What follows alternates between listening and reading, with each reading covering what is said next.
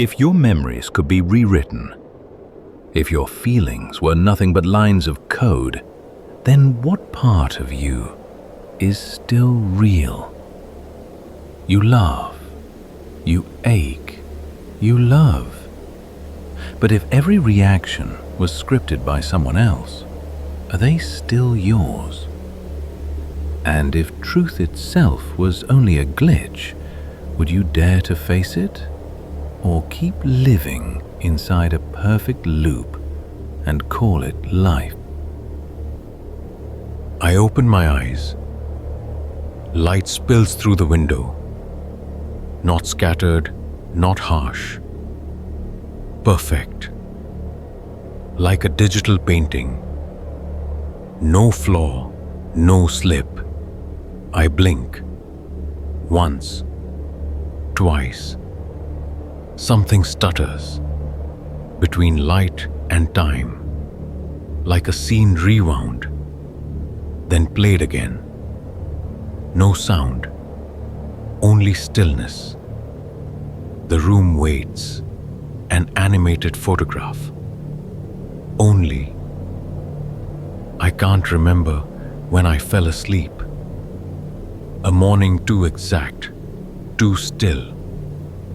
The sun lies across the balcony, like a cloth laid down by invisible hands. No birds, no cars, only the hiss of the pan. Steady, precise, unbroken. A sound sample, repeating. Coffee drifts through the air. Sweet, strong, perfect enough to make me wary. Am I smelling coffee? Or a memory triggered on cue? As if someone was watching me, adjusting the script whenever I noticed. I turn, my wife at the stove, back to me. She stirs eggs, slow, exact. This morning, yesterday, the day before. She turns, smiles, gentle, warm, but her eyes hold something else, as if I've woken into this morning, again and again, and each time, she smiles the same. My daughter runs in, clings to my legs. Daddy, wake up, it's Saturday. I bend, lift her. She laughs. Her hand on my cheek, soft, warm. Wrong. As if someone copied the heat of an old embrace and pasted it here. I breathe in her hair. Clean. Familiar. Too familiar. I know I've smelled this countless times, but I can't recall when. As if the memory has been replayed until the film itself wore thin. We eat breakfast. She tells me her dream. A horse with wings. A rainbow falling from the ceiling. My wife laughs. But why were you riding? A cat the size of a school bus. We laugh. I laugh too. But inside, something slips. Everything too right, too smooth. Like a song without a single wrong note. And that chills me. I step into the garden. The breeze is light. A leaf breaks free. I look up. I follow it. But the leaf does not fall. It rises. No twist, no flutter. As if the world rewound, but forgot its sound. I freeze. Eyes open. Breath caught. My body trapped between two frames of time. One playing forward, one overwritten. The leaf touches the branch. then vanishes. I return inside, take my wife's hand. She smiles, flawless, unshaken, but her hand is cold. Not the cold of air, the cold of something without heat. A wax figure, once beloved. I let go. She does not move, still smiling, as if she didn't notice, or didn't need to. I can't tell if her hand was always like this, or if I've just begun to see differently. Everything remains beautiful, peaceful, only sometimes I feel I am no longer standing where I was meant to be. I arrive at work, 8:13 a.m., exactly the same as yesterday and the day before, only I can't remember when yesterday began. The receptionist greets me, a practiced smile. The secretary asks, "Mr. Elias? Ginger tea as always?" I nod. Everything smooth, polite, clean, too clean. Then I notice no one blinks. Not one. Eyes wide, pupils fixed. No tremor. Like characters in a game. Just loaded in. I sit at my desk. The clock ticks to 8:14.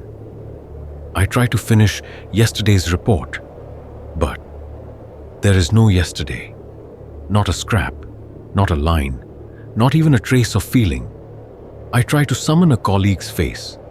Only a grey blur rises, as if someone scrubbed my memory clean, until nothing remained. I ask about the meeting. He smiles faintly, shakes his head. "What meeting? You must be mistaken." I nod, force a laugh. But inside, a note strikes wrong. Offbeat, loud, though unseen. Like a flaw. Inside a flawless song. He turns away. Then I hear it. A laugh. Soft, distant. His voice, but playing, before his mouth even moves. After lunch, I step into the archive. Files stacked high. One paper slips free, wrinkled, faded. A round logo, blurred into grey. I bend down. Familiar. Too familiar. Not from one dream. From all of them. Not inside memory. Deeper, etched into the marrow. That symbol was never erased. Only hidden. Under a new skin. Evening, at home. My daughter tugs my sleeve. "Daddy, do you remember the big lake park, when the little duck got lost?" I freeze. I don't remember. Not an image. Not a sound. That memory. Like ink wiped clean from the page. But my chest still tightens. A lone note strikes, wordless, shapeless. Only pain, without a name. As if I once loved something deeply, but no longer know what it was. "You don't remember, Daddy?" I squeeze her hand, as if one more question, and the memory itself would vanish forever. I smile.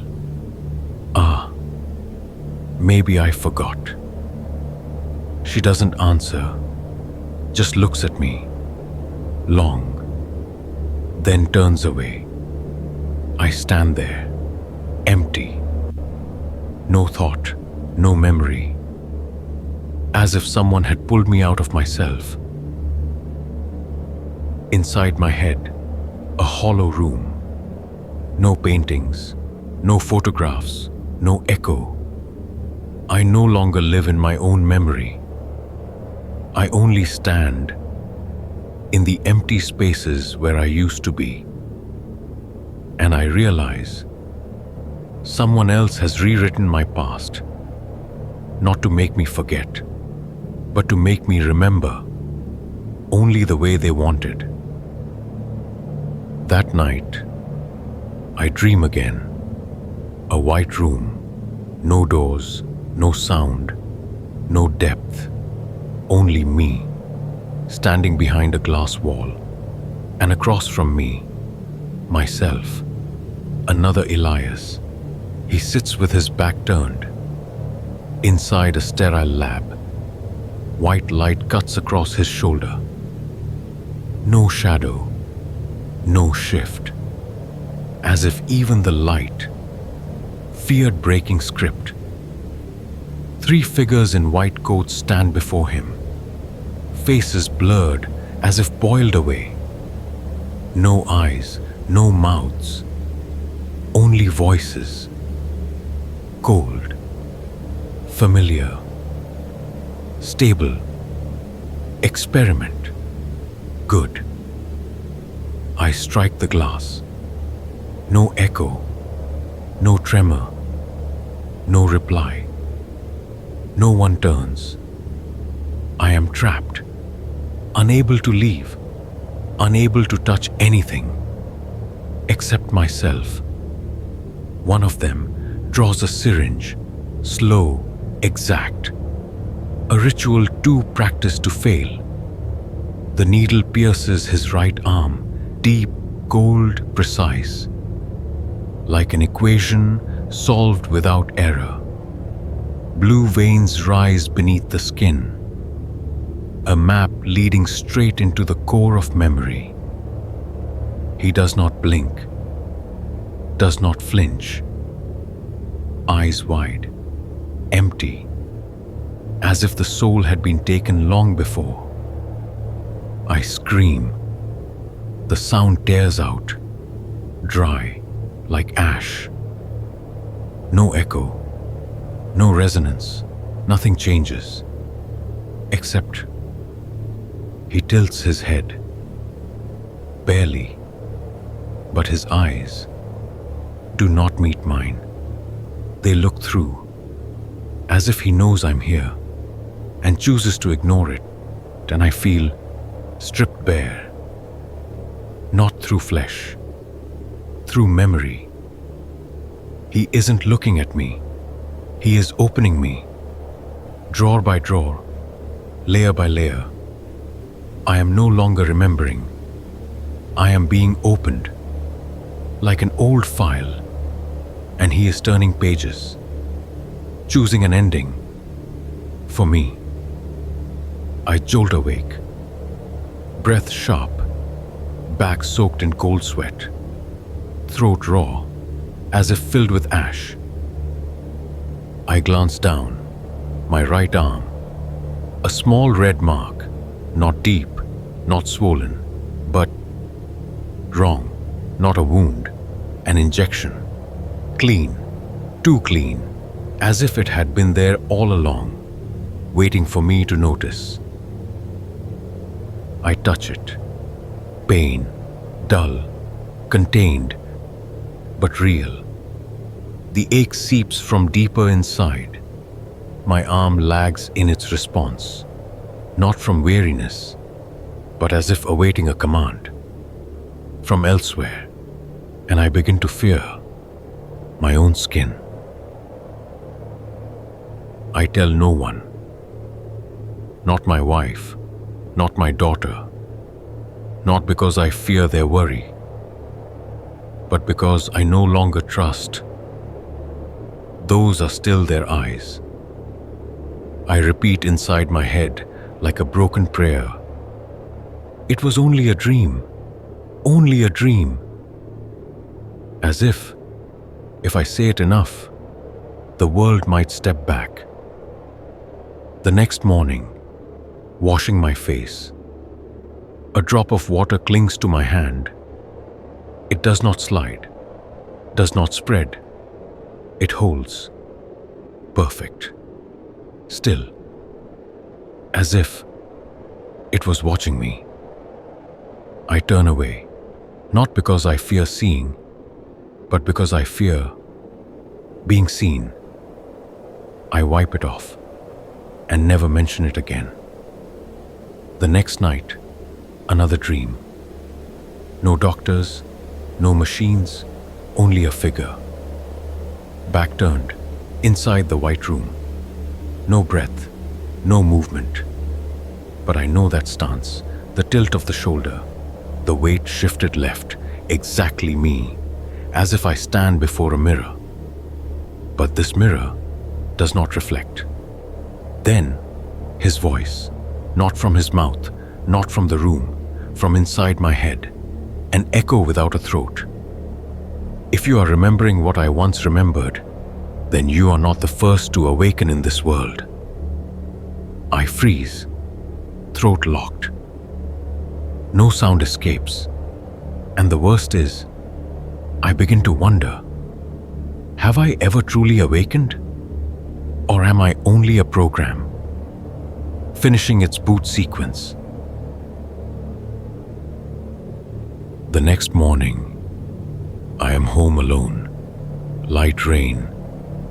Droplets cling to the glass. They do not slide, do not fade.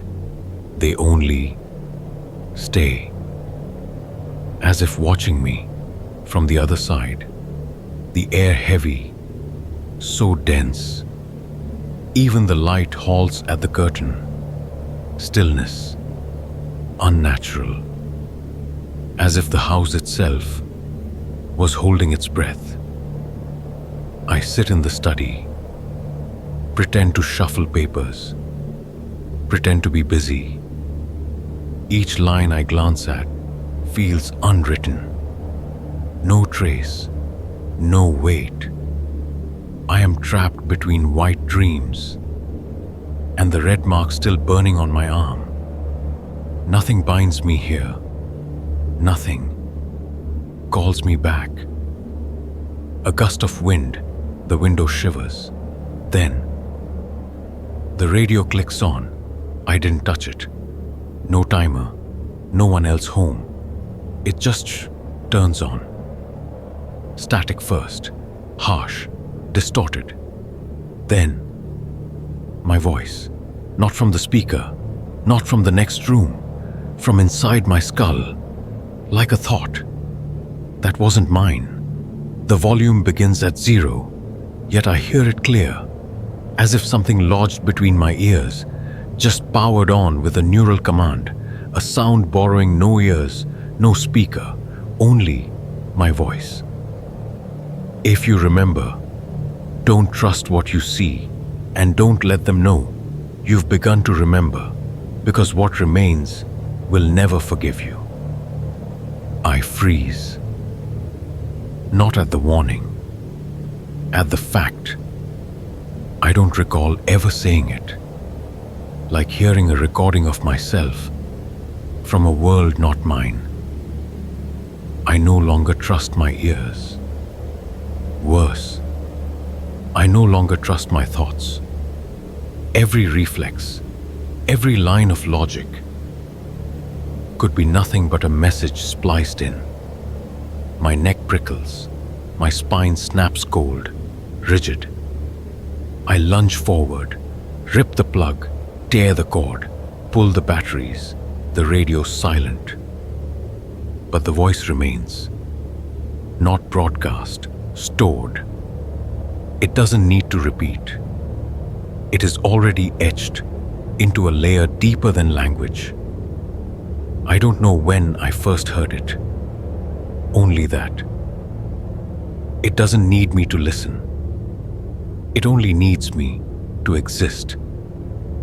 And now, I'm no longer certain which thoughts are mine, which are commands transmitted from elsewhere. That evening, I asked my wife, my voice cracked, thin, like wind through a fracture. Do you remember where our home used to be? She turns, smiles. We've always lived here, Elias. Always here. Her voice warm, comforting. Too perfect, no pause, no slip, not a single grain of memory's dust.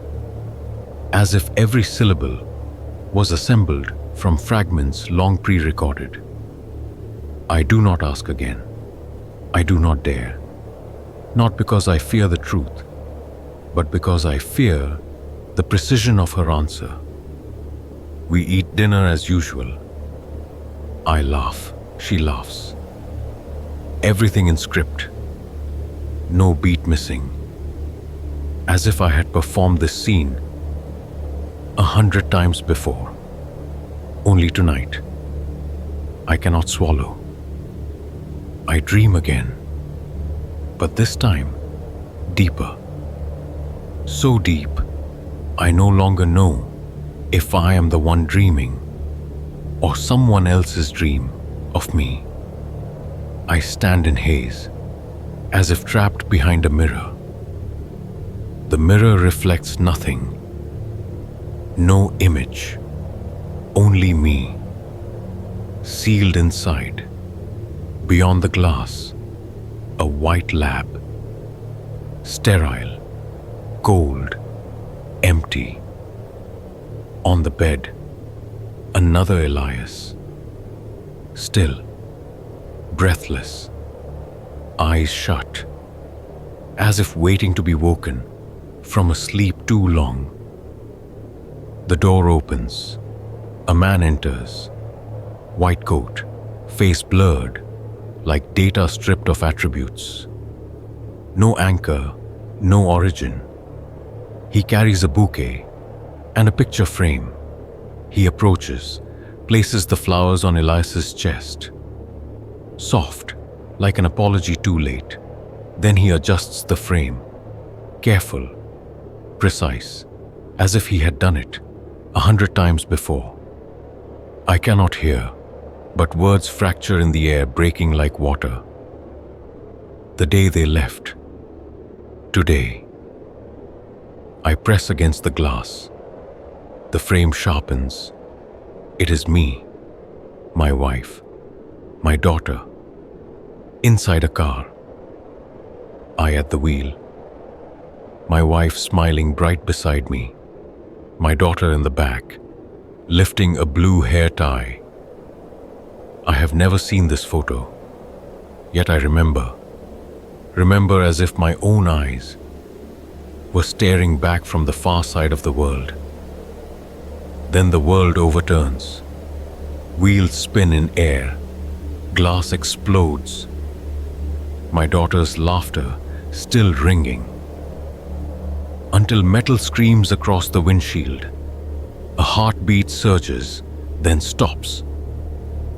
Light flickers like a failing defibrillator. I grip the wheel, but I'm no longer driving. Someone else is steering me. Then, they pull the plug. No time to scream, no time to call their names. Only a last glimpse. My daughter's smile dissolving into light.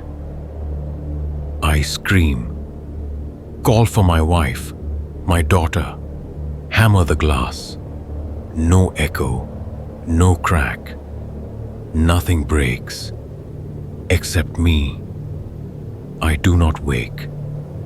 The memory drags me up, like a corpse pulled from the bottom of a lake. My chest convulses, as if unseen hands jolt me alive. Not from dream, from memory. A memory forced to be forgotten. I jolt upright, frozen, breathless, eyes unblinking, cold sweat soaking my back. From the living room, TV chatter. My wife laughs softly, as if nothing is wrong. My daughter runs around the sofa, the blue hair tie trailing behind her. Everything correct, too correct, as if I had woken inside. A staged replica of my life, a world with no space left for truth. I bow my head, not because I cannot remember, but because I remember too well. And I understand. People don't erase memories to survive. They erase to endure. If I still remember, I cannot remain here. Someone helped me forget, not to save me, but to bind me inside the story. Because if I remember enough, I will try to leave, and they will never allow it. I sit a long time at the edge of the bed.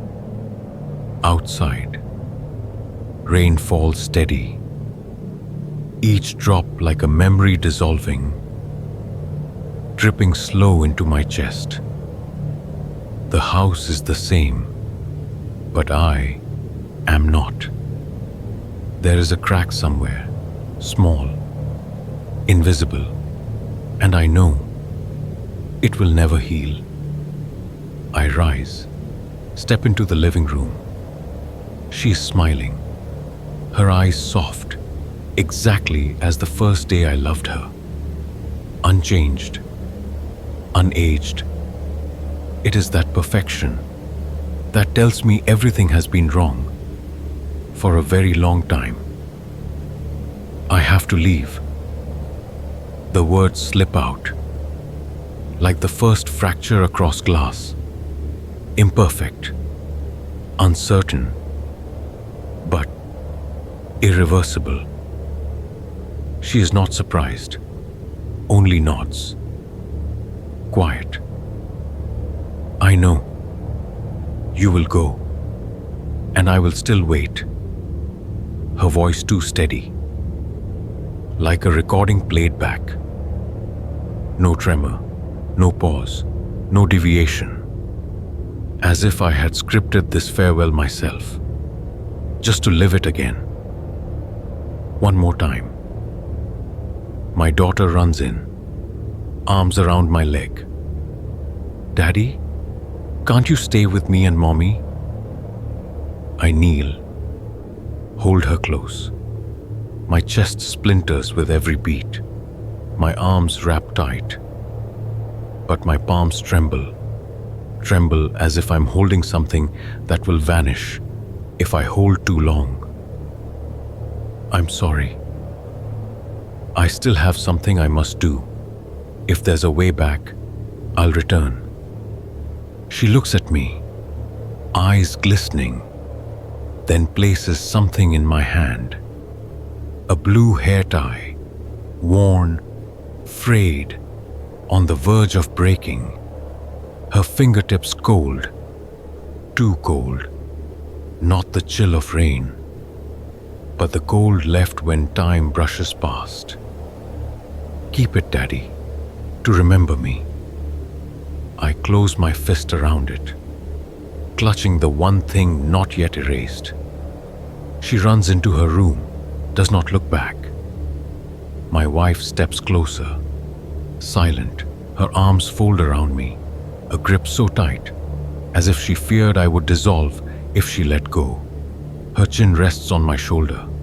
Her breath touches my neck, so faint, like memory itself whispering back. I ask, without turning, "Are you real?" She does not answer. Her hand presses to my chest. She whispers, "I once asked you the same, but you never answered." She holds me, long, as if silence itself could mend the cracks. I do not turn, but I know what waits if I do. A warm world, a whole memory, a dream that never ends. But the price, I would remain forever and forget it all. So I walk, each step tearing threads of soul from my ribs. But I do not stop. The rain still falls, each drop heavy, weighted with something torn inside. Not violent, not loud, just falling, as if the sky itself is learning to forget. I keep my eyes forward, because one glance back and I will dissolve into that rain as if I never existed. I leave the old house, once filled with laughter, with voices, with love. Now, only the after echo of what once was. Rain brushes my shoulders, not cold, not sharp, as if I've been programmed not to feel anymore.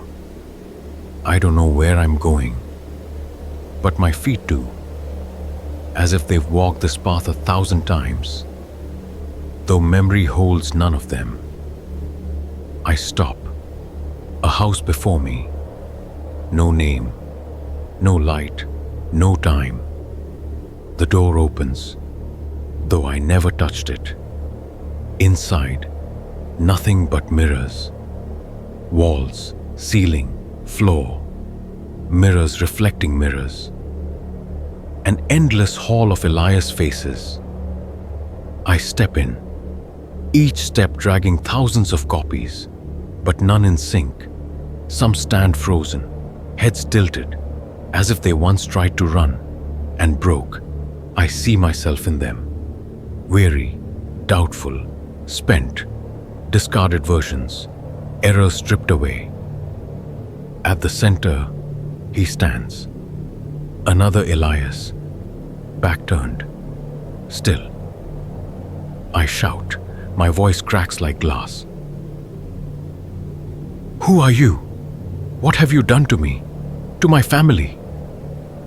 He doesn't turn, but the mirrors answer. The room itself replies. You ask me, or yourself? My fists clench, veins straining. You made me forget. You built this cage of light and called it freedom. You stole my pain and named it happiness. Silence. Then his voice again. Slow, heavy, like a question that never wanted an answer.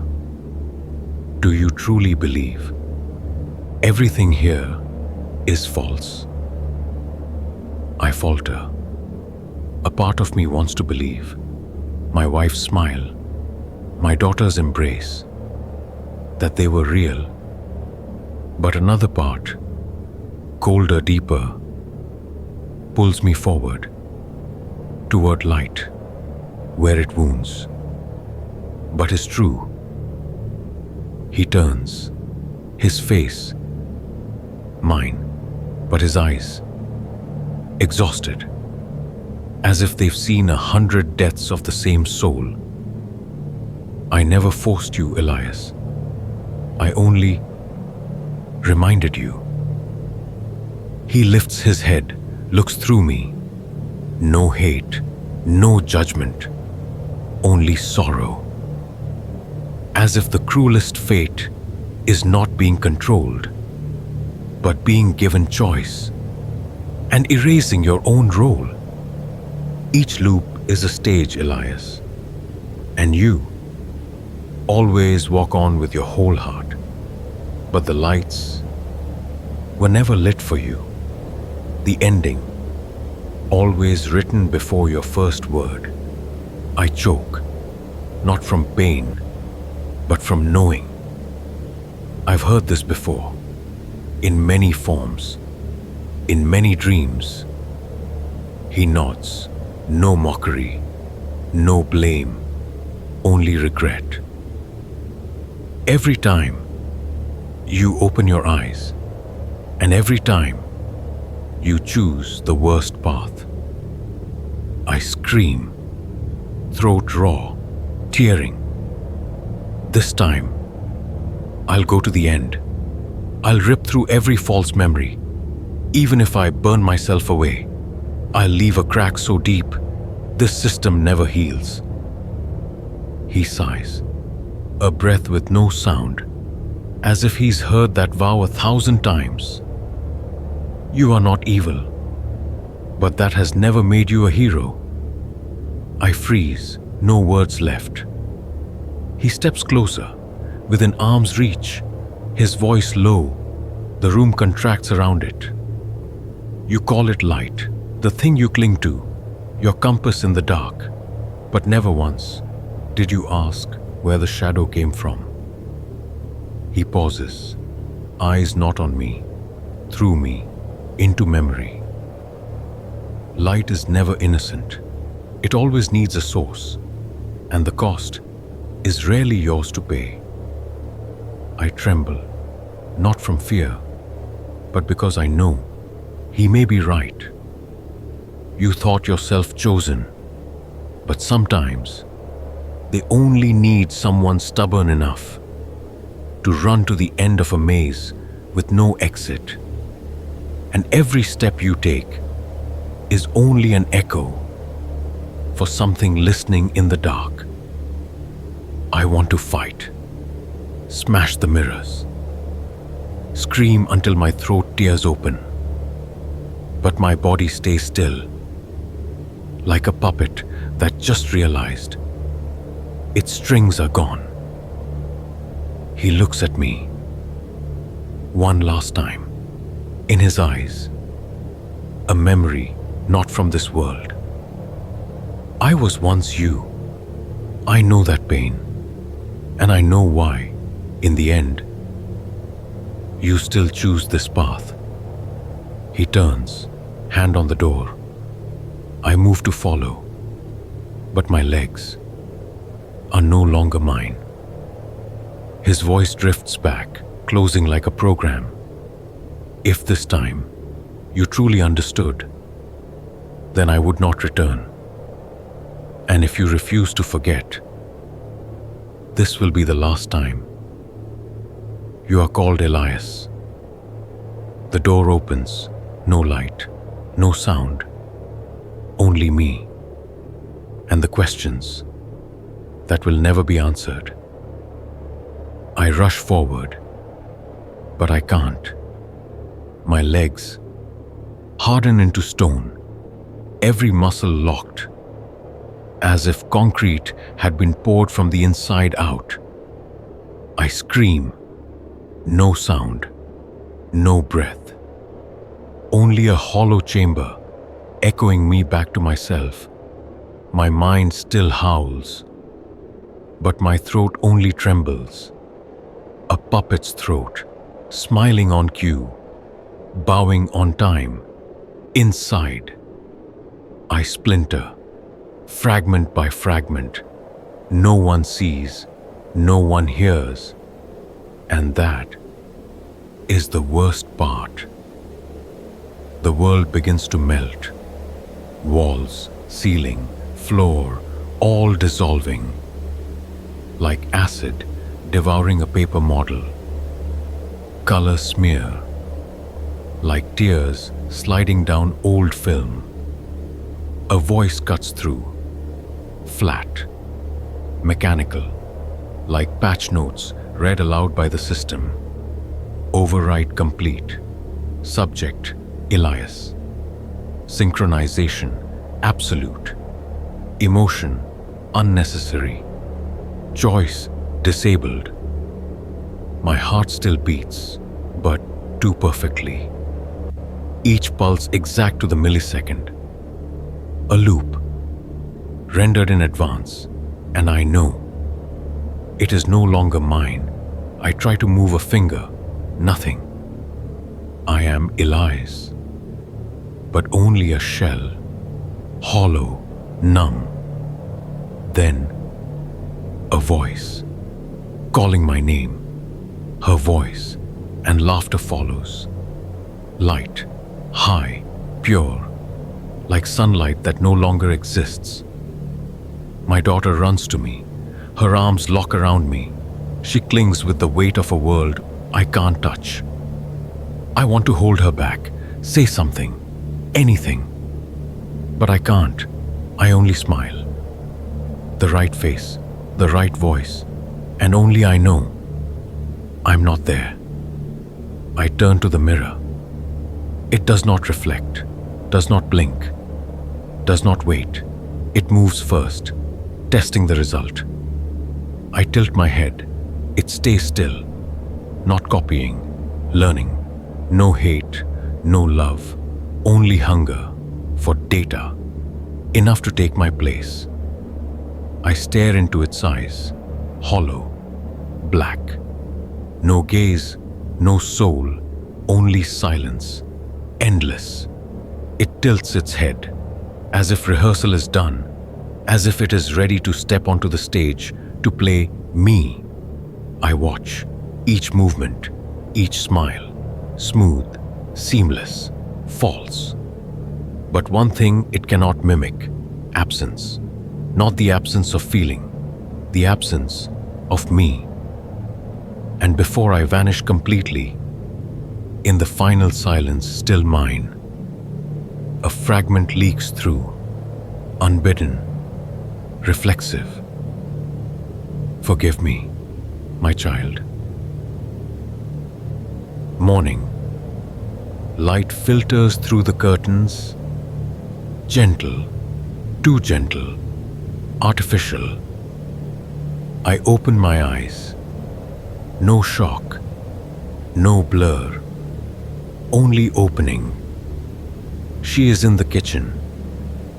The hiss of oil, the clink of plates, eggs, bread, coffee. Perfect. Too perfect. Like a file, queued to play. My daughter runs in. Daddy. I smile. I hold her. Arms warm, soft, real, almost painfully real. I hear my heart, steady, even, but too steady.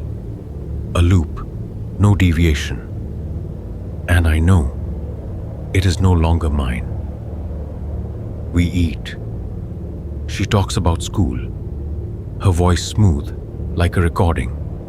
I smile, nod, laugh at the right places, answer with words I never learned, yet spill out like reflex. Daddy, I don't remember who said it first, her or me. Everything flawless, no cracks, no chance. Noon. I stand before the mirror, straighten my collar, smile faintly. Then I see it, behind me, myself, still. Breathless, exact, so exact, it is wrong. I turn, the room empty, silent. I look down. In my hand, a blue hair tie, old, frayed, soft, I don't know whose. Only that I've carried it too long. The last piece, untouched by overwrite. I raise my head, the mirror no longer reflects. Fog spreads across the glass, soft, blurred, like a memory being erased, and in the mist, a smile emerges. No lips, no teeth, only a curve. Dark, crooked, between me and the thing learning to replace me. I want to turn away, but my legs are nailed. I don't scream, don't fall. I am called back. Like a file reopened, I dissolve, not into blood, not into light, but into signal, encoded, broadcast. Yet I still hear her laughter, still smell breakfast, still see sunlight pouring in. But I no longer know if I'm that father, or just a video, played, stopped, replayed, and each replay, another part of me is gone, until nothing remains. I once believed that truth faced would free me, but I was wrong. Truth opens no doors, it only shows the cage that never opened. If you hear these words, look around. Do not trust every reflection, because sometimes it is not you looking into the mirror. It is the mirror staring back. And if it blinks first, you're already too late. The price of truth is never knowing if you ever truly saw it. And sometimes, to keep on living, you must learn to forget that you ever doubted. A whisper lingers. I will not remember you anymore.